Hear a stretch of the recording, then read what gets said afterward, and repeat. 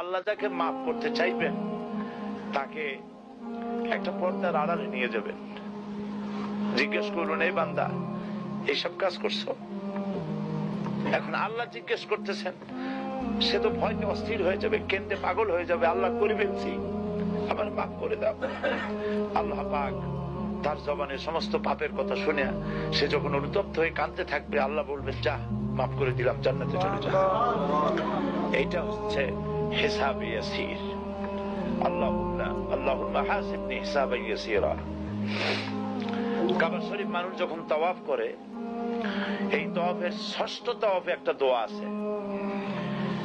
এই দোয়া আমি যখনই পড়ি আমি চোখের পানি রাখতে পারি না। ষষ্ঠ চক্কর একটি দোয়া আছে, দোয়াটা হচ্ছে, আল্লাহুম্মা ইন্না আলাইয়া হুকুকান কাসীরান ফীমা বাইনি ওয়া বাইনাক। আয় আমার রব, তোমার সাথে আর আমার সাথে অনেক দেনা পাওনা আছে, আর তোমার বান্দাদের সাথেও আমার অনেক দেনা পাওনা আছে। তা আমি তোমার বান্দাদের কাছে যে বিষয় ঋণী আছি, সেই ঋণ পরিশোধের জন্য তুমি আমাকে যোগ্যতা দাও, পরিশোধের তৌফিক দাও। আর আমার কাছে তোমার দেনা আছে, তা আমার কাছে তোমার যে দেনা আছে সব দেনা তুমি শোধ করে দিয়েছো।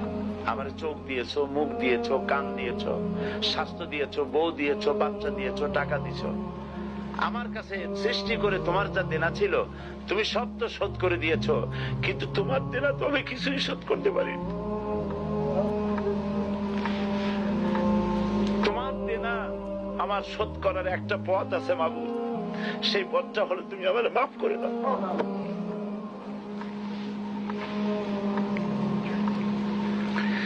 এইটা ছাড়া আমার কাছে কোনো পথ নাই মাবুদ। তুমি যদি কিয়ামতের দিন আমাকে প্রশ্ন করো যে যৌবন কাটাইছো কোন পথে, আমি তো জবাব দেওয়ার পথ রাখি নাই। আমি তো আমার যৌবনকে নষ্ট করে ফেলেছি। তুমি যদি প্রশ্ন করো টাকা পয়সা কামাই করেছো কোন পথে, আমি তার জবাব দেওয়ার পথ রাখি নাই। যদি প্রশ্ন করো কোন পথে খরচ করেছো, আমি সেটারও পথ রাখি নাই, নষ্ট করে ফেলেছি।